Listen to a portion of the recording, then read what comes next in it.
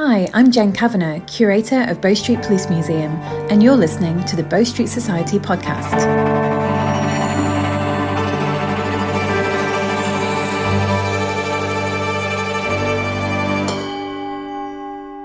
Hello, welcome to show 3 of the Bow Street Society podcast. It's November 2021 and we have an exciting show lined up for you.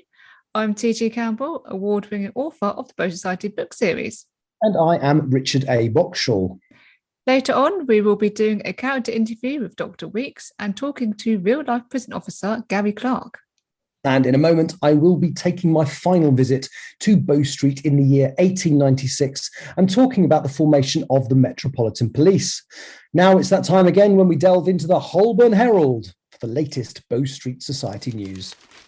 First is the news that there are very limited number of tickets available for the Books on the Beach book signing event in Blackpool on the 20th of August 2022.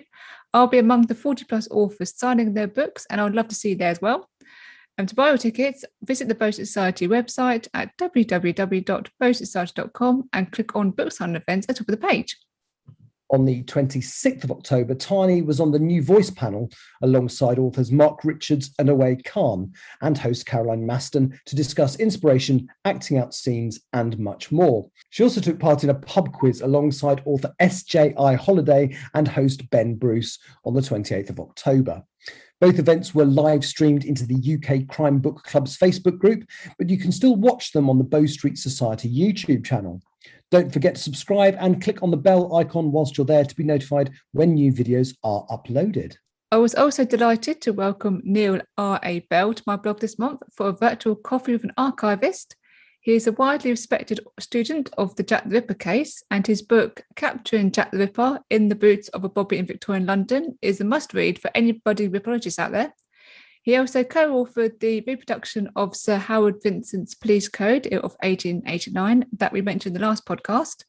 And obviously, although I could talk to Neil for hours about both of these topics, our chat on the blog focused mainly on his role as the volunteer archivist at the Leicester Police Historic Collection. So to read it, all you have to do is go to the Bow Society website. Finally, the ebook of the 5th volume of the Bow Street Society casebook, The Case of the Fearful Father and Other Stories, is now available to pre-order from Amazon. It releases on the 10th of December and features an array of familiar faces from the Bow Street Society, some who've never appeared in short story before. So thank you to everyone who downloaded copies of the first 4 volumes of the Bow Society casebook when they were on a pre-promotion at the beginning of October. The support resulted in some of the books taking the top 3 spots in the top 100 free Kindle chart for crime fiction anthologies and collections. Which is really, really impressive. I didn't actually find that out until we were rehearsing for this recording today. So we're going to have a little chat about the short story collections, the case books. Yes. Tell me what's different about the format of these short stories compared to the long form murder mysteries that you write. So in the casebook short stories, there's no murders. There might be deaths, so either accidental or suicide, but that was a conscious decision on my part to do that. So whereas in the long books, you'd have sort of complex sort of murder mystery, the short books focus more on sort of moral or more bizarre puzzles and problems. So why have you chosen not to put any murders in the books? One reason was because of the space. With the murder mysteries can get quite complex. So you don't really have that space with the short stories, but also I wanted to challenge myself to sort of think beyond the format of a murder mystery, sort of think a bit more outside the box. And there's also certain plot lines and ideas that I have that which can't be developed into a full-length novel, but which I still want to do and still want to explore. So the short stories give me the opportunity to explore those sort of simpler, sort of more condensed mysteries, but also gives opportunity to explore the world of the Bow Society and the relationships within the society members away from a murder case. Which came first? Did you start writing these as a way of getting into it, or did you start with the long form stories? The long form stories came first and the short stories came after. So what inspired you then to start writing short stories in the universe you'd already created? It was actually originally the intention was to part the first short story collection, The Case of the Swinker Shopkeeper and Other Stories, on the Underground, on a scheme that's called Books in the Underground. And so the idea with the short story collection was to have them a lot shorter, so you could actually read them on your commute. So rather than having to commit to a long book and having to stop mid-chapter when you get off the train or get off the bus, you could literally just read those shorter stories, get an idea and get a feel for the world and the characters, and get a really good introduction to the books as a whole. So if you're not quite sure if the series is for you, you can read the short stories, get an idea of the characters in the universe, the kind of plots that is in the bigger books, and we go from there. So when you wrote the stories that formed the case of the shrinking shopkeeper, at that point, you hadn't decided it was going to be an annual thing? No, but what I quickly found was that when I first did my newsletter, I wanted to do something that was a bonus material that you couldn't get anywhere else. So obviously you had the main book sale at that time, but I thought, well, I wanted to give my readers something a bit extra. And so I know some authors will give out whole stories, but I thought, well, wouldn't it be good to actually have like a serialized version in the newsletter, very much in the tradition of sort of Charles Dickens when he would serialize Oliver Twist. And so very much that's why I started doing the short stories more of a regular thing. And so that's why they now are serialized throughout the year in the Gaslight Gazette newsletter, which I release monthly. One of the things I particularly enjoy is you use the short stories as an opportunity to put characters together who wouldn't necessarily logically fit. Is that fair to say? Yes, because you have a couple of occasions where Dr. Rupert Alexander, who is a veterinary surgeon, pairs up with Mr. Callahan Skinner, who is like a bodyguard to a retired sea captain, and he's also a guns expert. So you wouldn't necessarily think that those two would pair up. Also, there's other times where like Dr. Let Locke, who's very much sort of about science, is paired up with Mr. Virgil Verity, who is a spiritualist expert. So it very much gives you opportunity to explore, I say, those different relationships and how within those two like relationships to their parents, you can actually have that conflict between what those two characters stand for. But also they've got to sort of put this aside almost in order to be able to investigate the case and solve that problem. So you've got as much opportunity to explore conflict and differences as much as to sort of explore the similarities as well. So I think all the stories they're formatted similarly, aren't they? So a client visits Miss Trent at the Bow Street Society, explains the situation. Obviously, she decides that it is a case, otherwise there'd be no story to tell. Yeah. And then assigns a pair of people. And it's usually a pair, isn't it? It's usually two characters. So usually in every short story, you've got Miss Trent. Occasionally, is it Sam and... Miss Dexter might make an appearance, yeah. But with the whole thing of Miss Trent sort of seeing the client at the beginning, that was very much sort of trying to sort of be a bit of a homage to Arthur Conan Doyle and Sherlock Holmes, where the Sherlock Holmes stories would start with a client coming to see Holmes, and Holmes would then sort of look at the client and sort of tell the client about themselves, and then just by looking at them, getting clues from their appearance. Again, I sort of wanted to that's why I had it that format. And generally, after that, you have the people who've been assigned would then tend to meet with the client to get a bit more information. Then the third section is normally them examine the scene or examine the case a bit further. And then the fourth section is then the solution. I mean, it's usually, but not exclusively, a pair of characters, although other people occasionally pop up. Like I remember Inspector Conway turned up in the horse racing one. Do you think certain of your characters lend themselves better to the short story format?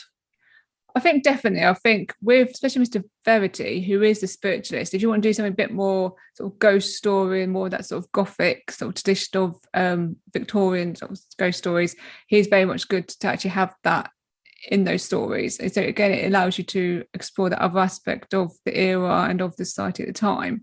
But also you have people like Mr. Locke, who's an illusionist. So if you have any sort of like locked room or more impossible mysteries, he's very good to include on there. But even something as simple as sort of knowing about where to get, which train to get, the streets in London, like steamboats and that sort of thing, that's Mr. Snyder. So I think those three very much do lend themselves more to the short stories than, say, somebody like Dr. Locke, because even though Dr. Locke has been in short stories, because it's not a murder, she can't necessarily sort of reach her full potential within the short stories because she's very limited in terms of what she can actually bring to it, because there isn't that murder element. Is there a pairing that you really want to do that you haven't done yet, that you're kind of holding back? I really enjoy the dynamic between, even though Inspector Conway is not actually a member, I do really like the dynamic between Mr. Elliot and Conway, because they really don't like each other, and there's that conflict there between them, because Mr. Elliot hates everything that he thinks Conway stands for, and Conway just sees Mr. Elliot as an arrogant meddler. So I very much would like to explore that a bit more, and also would like to do a bit more with Dr. Weeks if I can, because he's just such a formidable character in terms of people and readers who say that he's one of their favourite characters. So I think he's got a lot of ground that he could bring to the short stories. Outside the murder aspect, obviously he's got knowledge of poisons, he's got knowledge of like injuries, so there's definitely is more scope to explore sort of his character beyond the murder cases as well. Does your writing process differ when you're approaching writing the short stories compared to the long mysteries? Yes, so what I'll tend to do with the long mysteries is I will edit as I go along. That's very much sort of keep track of the murder mystery and the clues, the red herrings. With the short stories, because they are obviously shorter, I tend to write the first draft straight off and then go through and edit it that way, which is more of a traditional, conventional way of actually approaching the writing process. Which of the two different types of stories you write, so the long form or the casebook stories, do you prefer writing? I like both of them for different reasons. I think with the long ones, you have more room to sort of push the character's development further along and through the conflict, for the drama, as well as sort of the murder mystery. And also you could challenge myself with constructing those mysteries with the red herrings and clues. But with the short stories, because you have such a shorter space of time and space of writing space to actually do that, it challenges me more to actually get that sort of bit more character development and get that relationship sort of explored within that short time period. But also I really enjoy like doing the more sort of impossible puzzles and more bizarre puzzles that are in the short stories, which wouldn't necessarily, as I go with the longer books. So for instance, in the first collection there's the case of the eerie encounter, which is a supposedly dead man is spoken to by a young man at the time when he's supposedly dying on the train tracks at a train station. That wouldn't necessarily last for a whole book, but it was perfect for a short story. So what can we look forward to in the book that comes out next month, volume 5, the case of the fearful father and other stories? So one of the most important things to mention is that Dr. Weeks does actually make his very first appearance in a short story in the collection, along with Miss Polly Hicks, who also hasn't appeared in a previous collection of short stories. And also the Kershaw sisters, made famous from the spectral shot, they also make an appearance. So very much you've got some sort of new combinations of characters which haven't appeared in the casebook previously but have been in the main books. We've also got sort of the usual suspects like Mr. Maxwell, Mr. Snyder, Mr. Locke obviously make an appearance. But very much is sort of, again, it's sort of been the vein of sort of the more bizarre, the more unusual. So one of the stories, sort of the question is, how is a thief using newspaper advertisements to commit his crimes? Another one is very much sort of around sort of the American diplomat and his daughter and his concerns about her. And there's also a seemingly locked room mystery where like a burglar managed to escape from a seemingly locked room, a sealed room. Basically, how did he get out? So it's very much sort of going in that vein that people have come to know from the casebook collections, but also with the new addition of the new characters gives that new slant to it, basically. Is it fair to assume that you're going to be writing one of these every year that you write a main mystery? Yes, that is the plan, because the short story collections very much add to the universe that's already established within the main books. And even though you don't necessarily have to read them in order, they are an excellent means to develop the characters in other ways and say those different combinations. Because with the mysteries, because there's so many of the characters who are involved in the bigger mysteries, you sometimes don't get that more intimate moments between them, whereas in the short stories you do get the opportunity to do that. So I know in the case of the Ghastly Gallop, there's a conversation between Dr. Rip Alexander and Mr. Skinner about how Mr. Skinner lost his hand. And that's something that wouldn't necessarily have happened in the main mystery because they're too busy branching off, separating off, going off to talk to different suspects, find different clues. And it's very much a bit more a fast-paced mystery. With the short stories, they have got a bit more time to be able to sort of spend a bit of time with each other, get to know each other, and just really sort of explore those dynamics, really. I really enjoyed The Ghastly Gallop. I think I've said to you before that that's my favourite of the ones that I've read so far. Okay, so that's next month. That comes out. Yes, the 10th of December, yes. Looking forward to that. I am very fond of Dr. Weeks, and I hadn't actually realised, I hadn't sussed that it had not appeared in one of the short story collections before. So I'm now looking forward to that even more than I already was. It is available for pre-order now, and as you said, it will be out on the 10th of December this year. Brilliant Christmas present. Hello, I am Miss Rebecca Trent, and you are listening to the Bow Street Society podcast. And now here is Richard with a look at how attitudes that were initially hostile to the formation of a professional police force were shaped by the events of the 1810s and the 1820s. For this third and final piece on the history of Bow Street, I'm standing inside the famous Bow Street Magistrates' Court, located at 28 Bow Street. The date is the 29th of September 1896, and this building is less than 20 years old and houses both the Magistrates' Courts and the Bow Street Police Station, where I was lucky enough to spend some time in the previous instalment of this feature. The first Metropolitan Police patrols walked the streets exactly 67 years ago today. In 1797, the magistrate Patrick Colquhoun wanted a professional force to police London, but it was argued that it would make people feel as though they were being repressed by the government, and as such was a bad idea. There were also fears that they could be corrupted to work against the establishment, as had happened in post-revolutionary France. It took a specific sequence of events to change that mindset, and it happened gradually. The first major event that shaped the collective state of mind that eventually enabled the formation of a professional police force took place in the year 1811. Near to Wapping was a street called the Ratcliffe Highway, which had a reputation of being one of the worst streets in the city. Brothels lined the streets, and it was close to the notorious executioner's dock, where pirates were disposed of by being tied to posts and left to drown as the tide came in. Number 29 was a draper's shop. Timothy Marr tried to make an honest trade and lived behind the shop with his wife, their 3-year-old son, a 13-year-old apprentice and a servant girl. On Saturday, the 7th of December, Marr closed the shop and sent the servant girl, Margaret, out to buy oysters. She got back 30 minutes later and found that she was unable to access the property, and after a watchman had knocked on the door in an attempt to attract some attention, a neighbour offered to go to the back of the property and find out what was happening. When he got there, the back door was open, and when he went in, he found the apprentice dead on the floor. The bones of his face were smashed, and his brains had been deliberately pulverised and cast about the walls and across the shop counters. Marr's wife was also there, dead, with horrific head wounds. Timothy Marr was found behind that counter, battered to death, but most heinously, the body of the baby was found with his throat slit so savagely he was virtually decapitated. The motive was believed to be an attempt to steal Marr's savings, but these were discovered in the shop untouched. The tool used to commit the atrocity was found at the scene and bore the initials JP.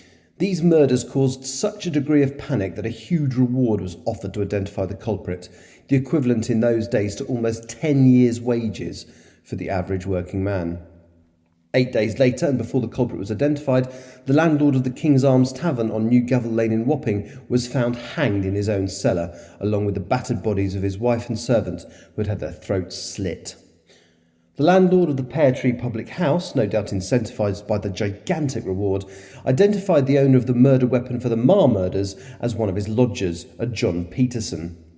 When the King's Arms murder suspect was arrested, he turned out to be another Pear Tree lodger, one John Williams. The evidence against him was slender, and Williams apparently committed suicide in his cell 6 days after being imprisoned, despite showing no behaviour consistent with depression or suicidal tendencies in the days leading up to his death. John Peterson was never prosecuted. The modern theory is that Williams was not the only person involved in the murders and was killed in his cell and made to look like he'd taken his own life to stop him from revealing other people that were involved. It is certainly true that evidence that other people were involved was ignored, and John Williams was proclaimed the sole murderer. His body was paraded through Wapping, propped up on the back of a cart. 10,000 people watched as he was taken past the Marr's shop, where someone turned his head to make it look as though he was observing the scene of his crime. These two gruesome sets of killings were in fact the 7th and 8th killings in the area, and thanks to the terror that all this caused in the local community, people started to believe in the idea of, and indeed start to demand, that there was a proper citywide police force, although members of the House of Lords still protested against the idea on libertarian grounds. However, a plan to murder every member of the cabinet in 1820, which was known as the Cato Street Conspiracy, was foiled by, amongst others, a squad of 12 Bow Street runners. The conspirators were publicly hanged and then had their heads chopped off. Some in the crowd supported the conspiracy, however, and the skill with which the men's heads had been removed led these supporters to think that the executioner may have been the surgeon Thomas Wakeley, so that night they tried to burn his house down. Although severely injured, Wakeley survived. The Cato Street Conspiracy strengthened calls for a professional police force, and in 1821 there were riots following the death of Queen Caroline, the estranged wife of the Prince Regent. Although not always popular, the public thought the Prince Regent's refusal to allow her to attend his coronation was inexcusable. And when she died the following year, there was such an outpouring of grief that it was feared her funeral would turn into a riot. To avoid this, it was decided that the funeral cortege, taking her body to the port of Harwich so she could be buried in Germany, would bypass London. But the Queen's subjects had other ideas and massed in numbers to try and force the procession through the capital. A magistrate that was there sanctioned the use of armed force, and 50 shots were fired against the protesters. 2 people died, but the numbers present were so great that the cortege was forced to go through the city. Public and political opinion swayed as a result of the murders, the conspiracy, and the debacle of the Queen's funeral and other events, and the Home Secretary, Sir Robert Peel, drew up the Act that finally created the Metropolitan Police in 1829. As I mentioned in the last segment, the Bow Street Runners existed side by side with the police force for a further 10 years until the organisation was finally disbanded in 1839. The building that I'm standing in now was built between 1878 and 1881, although the stonework above the door bears the year 1879, which was the year in which they were hoping the building was completed, even though it was not, and work dragged on for a further 2 years. The building housed both the Magistrates' Court and the police station, each of which occupied that space for over a century.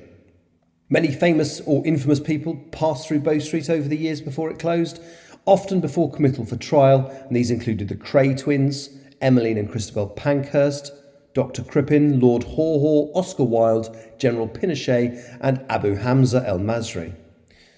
The Bow Street Police Station was finally closed after 109 years of operation in 1990, and the Magistrates' Court closed 16 years later in 2006.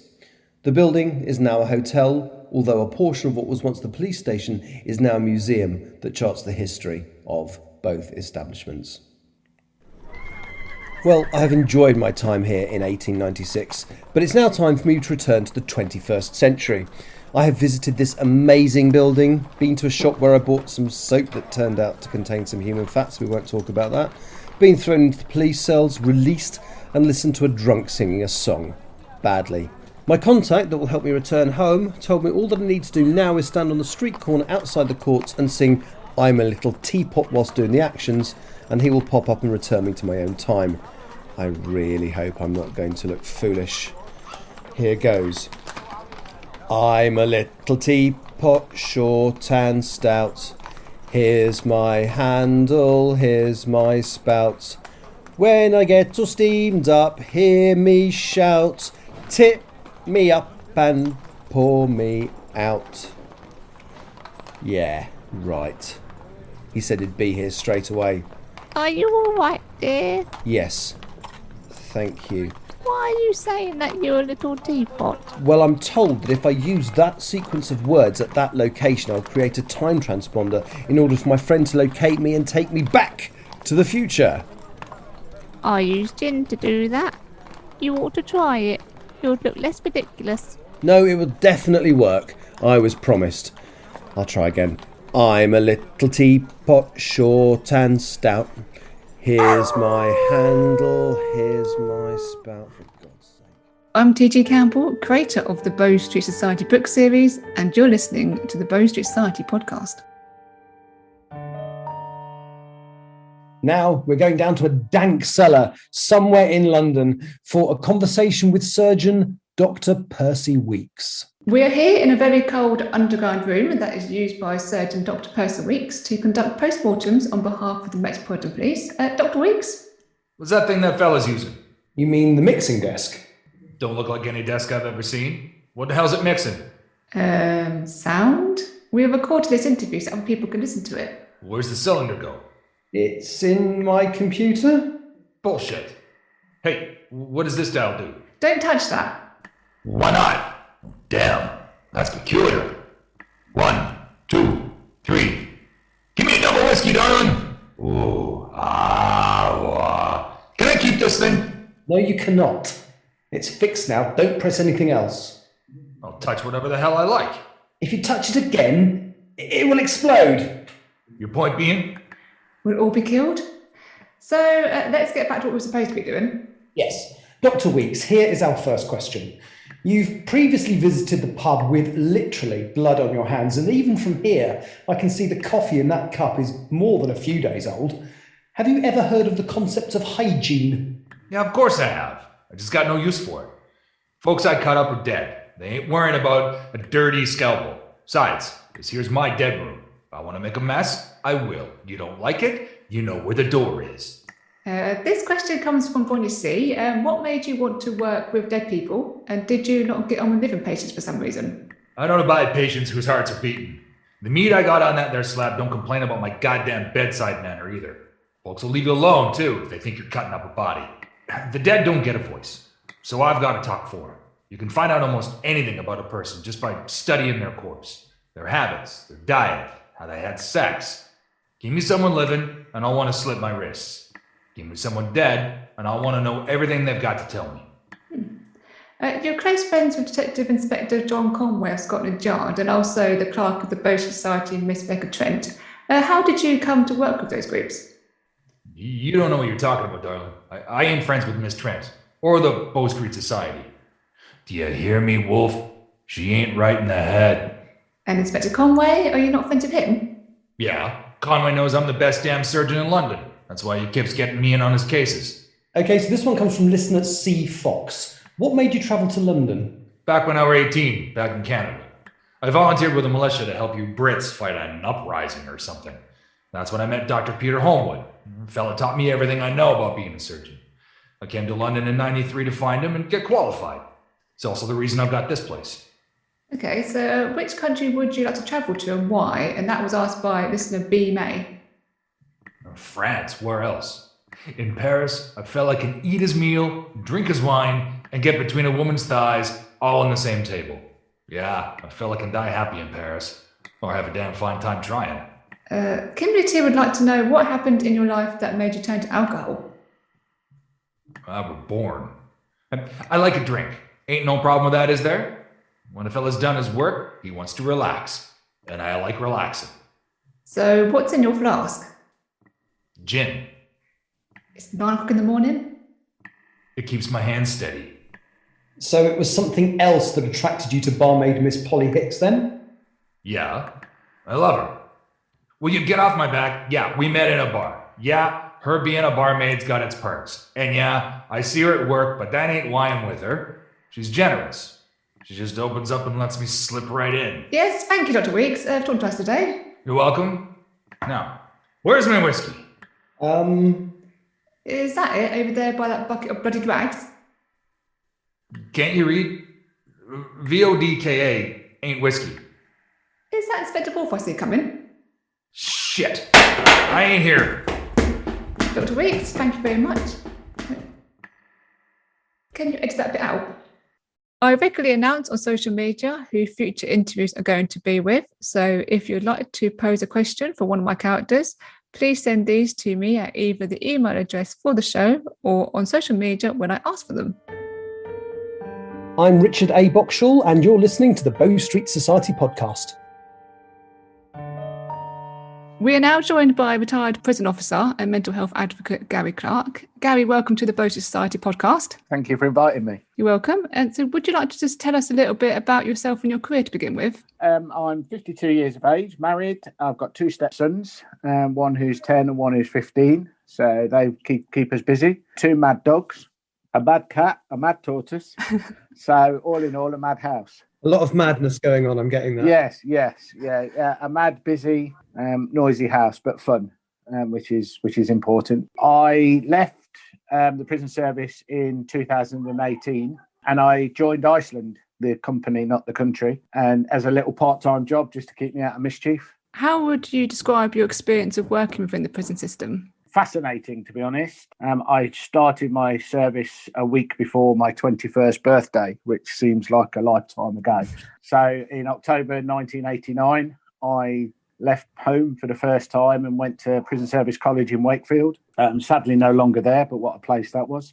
And did 9 weeks of prison service training, which was fantastic. And then got my little brown envelope about 2 weeks before the end of the course that said I'd been posted to Pentonville Prison in North London, a hugely historical prison, fascinating place to work, and the best prison I've worked in. Do you have any choice, or do they give you an idea of which area you're going to work in, or could you literally have been posted anywhere? Not in those days. You had very little choice back in 30 years ago. You joined a national prison service, so you got the option. You could sort of put down 3 choices. Remembering back, I think I put Leicester, Glenparva, and Gartree, because I lived in Leicester. I'm Leicester born and bred, so that was kind of where I wanted to go, and got London purely because I was single at the time, and that was where the vast majority of single officers went. Did you used to get help? Would they help find you somewhere to live?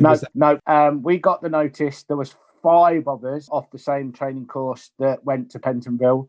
We got the notice, I'm sure it was about 2 weeks before the end of the course, so we then spent the next week or so looking for somewhere to live, on the phone and whatever else. We finished on the Friday in Wakefield. We all moved down to London on the Sunday into a house that we'd found to rent, and started work on the Monday. So we had no time whatsoever. So it was chaos, to say the least. It's very different nowadays, but that was certainly how it was for all staff back in sort of like the early 90s. And how was that first shift? It's a very strange experience. Before you go to the training college, you used to do 2 weeks at your local prison. So I did 2 weeks in Leicester Prison, where my brother-in-law worked. My late brother-in-law, sadly, he was a physical education instructor. So I'd been in and out of Leicester Prison lots of times before I started. My dad was in the job. My dad's got 3 brothers, or had 3 brothers. They were all in the job. My cousin was in the job. So it was a family tradition, really. So I always used the line to people that I'd been in and out of prison all my life, which I had, and that was true. But I just went home at the end of the night. And so going in for my first shift wasn't as daunting as it is for some, but still quite daunting because Pentonville is huge. So you probably ended up supporting. Did you say there were new people that started the same day as you? Yes, yeah, there was 5 of us who all started our first shift on the same day, yeah. So you were probably almost a bit of a mentor to them, I would guess. Yeah, a little bit. And it was a little bit similar to when I went. There was 5 of us as well, different 5 people, or different 4 other people who started at Leicester. They were all very, very new as well, and green, and had never been inside a prison until their first day of duty. So it was very strange for them as well. It's still very strange when you suddenly got keys in your hand and you're in charge of people, and you're supposed to know what you're doing. And So you said about there's a family connection with the sort of that sort of sector. Is that why you went into that sector, or did you always want to be a prison officer? I don't know, really. Originally I wanted to join the army. At 16 I failed a medical for the army because I had severe acne. And very severe, more than just normal teenage spots. And they considered that would be something that would cause me problems. And so I failed, which I was devastated with, until a few years later, I sat watching the news, and sadly a coach full of army squaddies had just been blown up in Northern Ireland. And I remember turning to my mum and saying, "Oh my God, I'm so glad I failed that medical." And my mum said, "Yeah, not as glad as I am." So that was kind of that. And then you go through the various things. But I suppose really it was probably a natural progression, a natural thing to do. I'd left school at 16. I wasn't the greatest at school, didn't particularly like school, only for sport. That was the only reason I wanted to go to school, was to play football and cricket. And then I joined Sainsbury's when I was just past 16, worked as a baker for 4 years until the chance to join the prison service came along, and I grasped it. You obviously had lots of presumably challenging situations to deal with. Are there any you can tell us about? Loads. You go through all of them. I've dealt with death, I've dealt with suicide, I've dealt with natural causes, I've dealt with murder. I've even dealt with birth because I managed a mother and baby unit at Peterborough as was part of my role. I was involved in a riot at Whitemoor Prison in Cambridgeshire, and was also involved in the notorious IRA escape from Whitemoor Prison in 1993. And 5 IRA escaped from within the prison within a prison. So that was quite a scary night when one of my colleagues got shot as part of the escape. It's kind of scary, and it makes you reflect a little bit on what you're doing. It's a bit of a hidden world behind 4 walls. The only bit sort of the members of the general public see is what the media and TVs want you to see. Yeah, cause, I can imagine sort of knowing that sort of thing can happen going into work. How did you sort of put that aside to be able to then carry on going into work, or is that a particular mentality you needed for that, or? Yeah, I think you become a bit hardened to it, to be honest. I think, when I joined the service, my dad was in the job. My dad had done 30 years by then. He joined in 1960. So, I was just at the end of 1990. So he'd done 30 years. And he said to me, what you'll find is that 95% of the job is routine and mundane. He said, but my God, boy, the other 5% will make up for it. and it did. People think that prisons are always lively, and that they are at the moment. They're very different places to they were when I started in the early 90s. But you didn't have incidents every day. You didn't have things go on. Lots of days were routine and mundane and things like that. But then when things did go wrong, they normally went wrong in quite a big way. I hadn't been in the job 6 months when it was the Strangeways riot. So prisons became very lively across the country after the longest prison riot in prison history. And it's scary. And if you're not scared when things go wrong, then there's something wrong with you. It's how you deal with that is the big thing. I mean, listening to you now, I don't think I'd appreciated that you literally deal basically with the same stuff that your average policeman has to deal with. They are very, very different jobs. I know a lot of policemen. I've known a lot of policemen over the years. And the difference for a prison officer is we pretty much know what we're dealing with because we have the history, the background, the knowledge of the people that we look after. The police have no idea lots of the time who they're dealing with. So, when I speak to lots of my friends who are police officers, and they will say, they enter a scene, go into a situation, they have no idea. Very often we have pretty much a good idea of what we're going into, although it doesn't make it any easier. It does give you that little bit of background. So that's a really interesting point. Yeah, I do know that you have offered your services to authors who are seeking information and advice on the prison system. Part of the group that I'm part of, those crime authors, you've offered your services there. Is there a particular reason why you did that? I think over the years, I've always been very frustrated at people's interpretation of prisons. I'm fully appreciate. I'm a avid reader and audio book listener, more so. Because of an eye condition, sometimes I struggle to read. It can be very frustrating when people, I think, sometimes go as far as making it up because they haven't got a clue. And I think sometimes actually you're better off to avoid it than make it up at all. And I just think that, just by a little bit of advice, you could actually make it sound far more real. And I get that a real prison would be a really boring TV program. If you're going to film it in real time, like I said, you could go days and nothing happened. And then you could have days where you think the world's ended. Although my time in the service didn't end particularly nicely, I am still quite passionate. I've got lots of friends that's still in the job in a very, very difficult job now. I just think that they deserve to be sort of reflected correctly. I think TV's worse than books because there's not very often a whole book based within a prison. Lots of times crime books are, which is generally what I read and listen to. I'll just have little snippets in and out of prison, but TV drives me mad, to be honest with you, because I don't watch drama programs that involve very much of prisons because they just go so wrong. So in what way do you give advice? I mean, do you ever? I presume you give advice on how things actually work. Yeah, I've been asked. I put the post on, and I've been quite flabbergasted, really, if that's the right word, by the response. And I've become part of, there is a website, policeadvisors.co.uk, that got a gentleman runs. And I've now become, he was looking for a prison expert, use that word loosely, but, so I'm now on his website and people will ask questions and if he'll forward them to me to answer, he did yesterday. Sometimes I can answer them very quickly because like the one yesterday was about the process of a death in custody. While I dealt with that for 2 years, that was my role, was dealing with death in custody, suicide, self-harm. So it kind of just reel it off. Even a couple of years down the line, you still remember the process. So, and I'll just advise, I know if I don't know the answer, I genuinely know someone that will. So you kind of use your contacts and you'll just answer their question. And it's just procedural, really.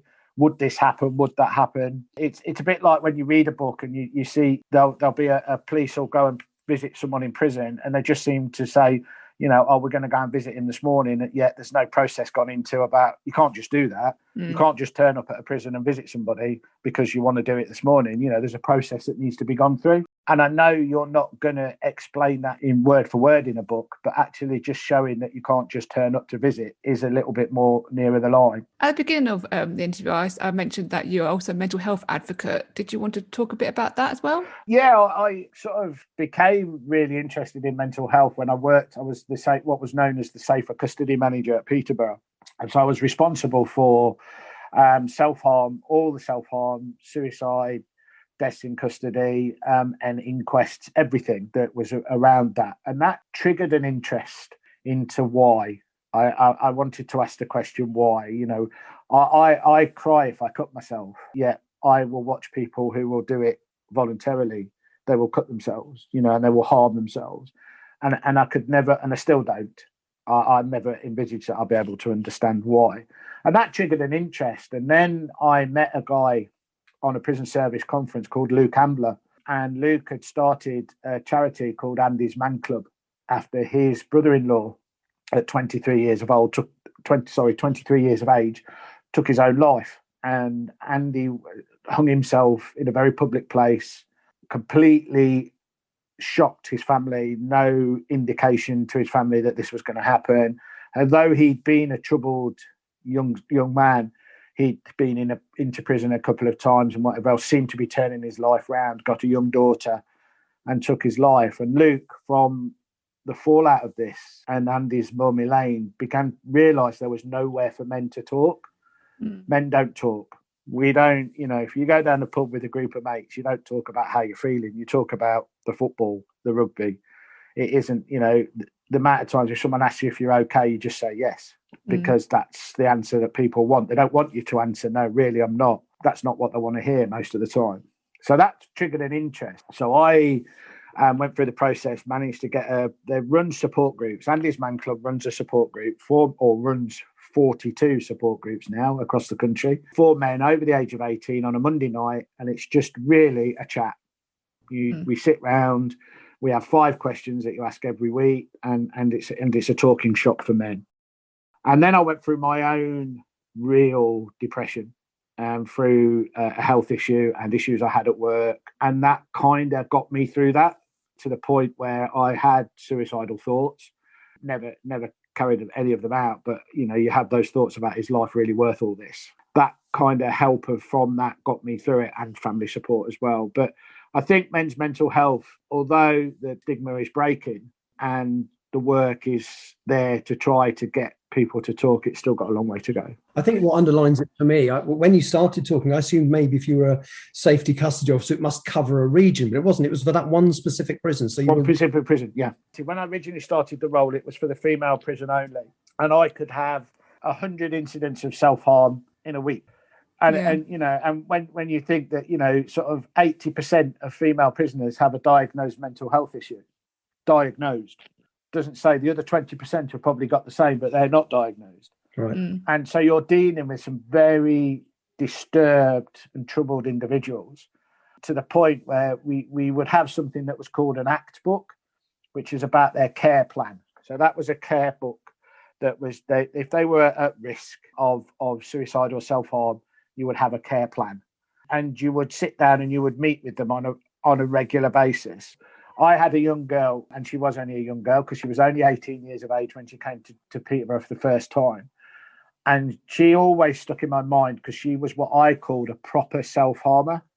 She wasn't someone who scratched the back of her hand or scratched herself. She would cut herself 100 stitches at a time, proper cuts in her arms, proper things. Didn't want to die, was quite adamant she didn't want to die, but she just didn't know how else to cope with what had gone on in her life. So because she was such a prolific, she was an acute case, I became her case manager. It isn't normally done at my level unless they're really high risk. And eventually we managed to get her to hospital, which is where she needed to be and which is where the vast majority of them need to be. They don't need to be in prison. Prison officers are not trained mental health people. You know, they don't have the time and the resources to give the people the care they need. But we got this young lady to hospital. So on the day she was discharged to hospital, we do a case review. And that was her 100th case review. Bear in mind, we would meet once a fortnight, formally. So that just shows you how long we'd been reviewing this young girl. Yeah. And keeping her alive. You know, that was the top and bottom of it. She then went to hospital. And before she went, I've always been a great advocate of writing your feelings down. I think, you know, lots of people can't talk about it, but people can write about it. So I'd encouraged her over the time to keep a diary as such. And when she left, I gave her a blank, empty A4 book and said to her, there you go, look, write it down. Write down how you're feeling. 6 months later, she sent it me back full. She'd written everything. She said, I don't want to keep this. I've done what I need to do with it. And I read it. And it made me cry when I read it because it was so honest and so true. I'd had contact with her, haven't had contact with her since I left the service, but had contact with her whilst I was still in the service. And last I heard of her, she was out of hospital. She was living in her own flat, in a job, in a relationship, and life was good. So you kind of see that people say, well, prison doesn't work. No, prison didn't work, but the care she got worked. It didn't work for her because that wasn't the environment she needed. It wasn't until she got out of the prison environment and into the care and the hospital and things like that her life started to turn around. So it is horrific. People don't see what people deal with. If someone dies in prison, it becomes headlines. We're the world's worst people. We've failed again. Someone has died and whatever else, which is in lots of cases can be true, but it doesn't get news headlines that there's hundreds of people every year that we save. You know. Do you mind me asking what the ratio was of officers to prisoners? If I look at when I managed the female, we would have about 400 female prisoners, and I would have, trying to think how many wings there were, 2, 4, 6, 8, 16 staff. Wow. Something like that. Yeah. So, and that would be the same ratio in any prison. Always prisons are only there because the prisoners want them to be. Look at Strangeways. The prisoners decided they didn't want staff there, and for however many days they weren't, because there's a damn sight more prisoners than there are prison staff. So what advice would you give somebody who's thinking of going into the prison service as a career? What advice would I give them? Yeah. I'd want to ask them first, why are you going in? The problem you have now, when I joined, the vast majority of people, it was a career. You joined as a career. I never envisaged doing any other job. I thought I would be there till I was 60, do 40 years in the service and retire, and that be my working life. But hey, you know, we can't predict the future, can we? No. But I would say to people, why do you want to join? And I would also ask them how old they are, because the sad part about it now for me is that the joining age for the prison service is 18 years of age. Ridiculous. Absolutely ridiculous. You're asking kids, which is what an 18-year-old is at the end of the day. You're asking a kid to look after experienced criminals, knowledgeable criminals that know the system, that will play you off like there's no tomorrow unless you're as good as they are. Yeah. And I would say to them, look, that's great. It's great if you want it as a career. Go away, get some life experience, come back in. If at 25 years of age you still want to join, it's still a passion, go for it. Crack on, because you'll have some life experience. We used to get people come to us to join straight from college, you know, and they'd never had a job before. Not only have they got no life experience, they've never had a job before. And then we wonder why we would have issues with people being corrupted and bringing stuff in for prisoners, because a prisoner would suddenly say to them, well, I'll give you £1,000 if you bring this in for me. £1,000 to an 18-year-old who's never had money before is a tremendous amount of money. And they would be bullied and intimidated into doing it, and then it would happen. So not only, you know, their life would be ruined because they'd be caught in the end. I just think that, yes, it's still on the whole can be a good career. I have to be honest with you. And if you ask people that are still in the service now, it's not the job it was. Years of underinvestment, years of change. You know, it's a bit like working in a washing machine sometimes. It just goes round and round and round. You'll change. It's a very politically driven job, as all law enforcement and police. This is the same. You will have a policy. You'll have, you know, whatever party is in power, you will have a policy. They'll think it's going to work. They'll do it and whatever else. But not only if a party changes does the policy change, but also if a Home Secretary changes or a Minister of Justice, Minister of Secretary changes, the policy changes. So you don't know what you're doing. You know, it's a really, really tough job. And over the last sort of year of that we've had, the world's completely changed, and the madness that we've had, it was probably the first time that I'm really glad I'm out of it. Gary, it's been absolutely fascinating. You've really opened my eyes, and I'm sure it'll be the same for everybody else who's listening. So thank you so much for talking to us. Yeah, thank you. It's been really interesting. Thank you. You're welcome. That is it for this month, but there will be a special bonus show coming out on the 10th of December, which is a reading of The Case of Mastermind Moss, one of the stories in this year's casebook collection, The Case of the Fearful Father and Other Stories, which comes out on the same day. Thanks for listening, and see you next month. You have been listening to the Bow Street Society podcast. It was written and presented by T.G. Campbell and Richard A. Boxshall. Special thanks to all the contributors, including Sabrina Poole, Phil Rowe and Jaden Brandliff. You can find out more about the Bow Street Society series by T.G. Campbell at bowstreetsociety.com. You can also find out more through social media. Search for Bow Street Society on Facebook, Twitter, Instagram and YouTube. Thank you for listening. All podcast content is the intellectual property of T.G. Campbell.